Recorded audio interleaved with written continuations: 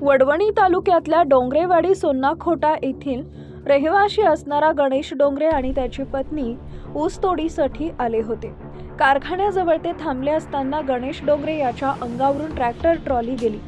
गणेशच्या अशा अकाली मृत्यूमुळे त्याची पत्नी, 3 मुली आणि आई वडिलांवर दुःखाचा डोंगर कोसळलाय। गणेश डोंगरे याची घरची शेती अवघी 1 एकर इतकी होती। गणेशवरच कुटुंबाची जबाबदारी होती। त्याची पत्नीही त्याला ऊसतोडीसह कष्टाच्या कामात साथ देत होती। गावी पत्र्याच्या शेडमध्ये राहणाऱ्या गणेश अश्विननं ऊस तोडणीही सुरू केली होती। अश्विन आणि गणेश हे त्यांचे व्हिडिओ शेअर करायचे।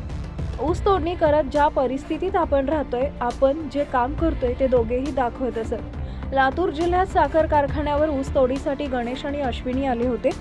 शनिवारी दुपारी गणेश आणि अश्विनी ट्रॅक्टर भरून साखर कारखान्यावर पोहोचले होते। वजनासाठी ते कारखाना परिसरात थांबले असताना एक ट्रॅक्टर पलटी झाला। तो गणेश यांच्या अंगावर कोसळल्याने त्यांचा जागीच मृत्यू झाला, तर एक जण जखमी झालाय। घटना घडली तेव्हा गणेश आणि त्याची पत्नी अश्विनी कारखाना परिसरात फेसबुक लाईव्ह करत होती। तिच्या डोळ्यात देखतच ही दुर्घटना घडली।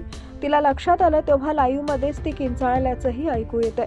ट्रॅक्टर ट्रॉली अंगावरून गेल्यानं ऊसतोड कामगाराचा जागीच मृत्यू झाल्याची दुर्दैवी घटना घडली आहे। ऊसतोड कामगाराचं नाव गणेश डोंगरे असं असून तो रील स्टारही होता। जेव्हा घटना घडली तेव्हा गणेशची पत्नी अश्विनी फेसबुक लाईव्ह करत होती।